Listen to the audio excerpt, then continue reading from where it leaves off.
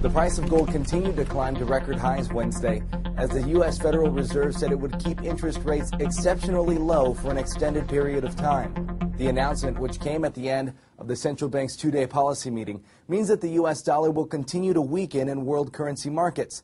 This is media outlets talking about the gold rally as investors try to store their wealth in other places. We're looking at perspectives from the Financial Post, BullionVault.com, Fox Business, CNN Money, Forbes, KOVR in Sacramento, and CNBC.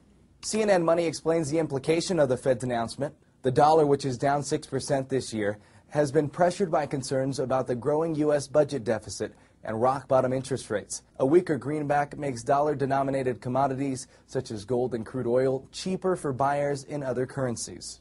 Peter Schiff of Euro-Pacific Capital speaks to Fox Business and says gold is a good investment because of the flawed monetary policies that the U.S. government is implementing. If we keep debasing the dollar, and it appears that we're going to do that, because unfortunately the government thinks the solution to our economic problems is to create inflation, to try to artificially stimulate more consumption when that's the wrong thing to do. They're actually interfering. If we're going to have a real recovery in our country, it's going to be led by savings, investment, and production. But the longer we delay that, the more we create inflation, the weaker the dollar is going to get, the higher the price of gold is going to go. With interest rates dragging down the U.S. dollar, gold is on the rise. The CEO of U.S. Global Investors tells Forbes.com there's a fundamental shift in who is buying gold, and it's driving the price higher. Jewelry demand has been the biggest component of the demand equation for gold. What's taking place now, they're called the price makers.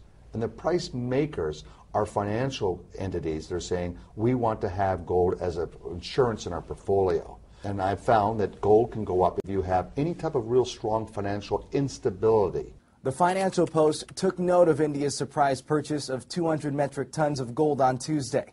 The increasing demand for gold as a hedge against the greenback was helping to set the stage for an alternative reserve currency or asset to the U.S. dollar, a proposal that has been trumpeted by countries such as China, France, India, and Russia. But BullionVault.com warns investors against jumping on the anti-U.S. dollar bandwagon. Rumors of the dollar's imminent demise are likely to prove premature. But to a significant degree, gold is already behaving as though it is an international currency.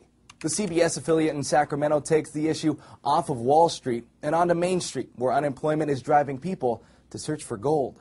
Well, the price of gold has skyrocketed from about $750 an ounce a year ago to more than $1,000 today. So it's no surprise that that's led to a new California gold rush.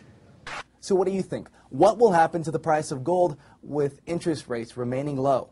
I'm Ryan Takeo for Newsy.com. Multiple sources, the real story.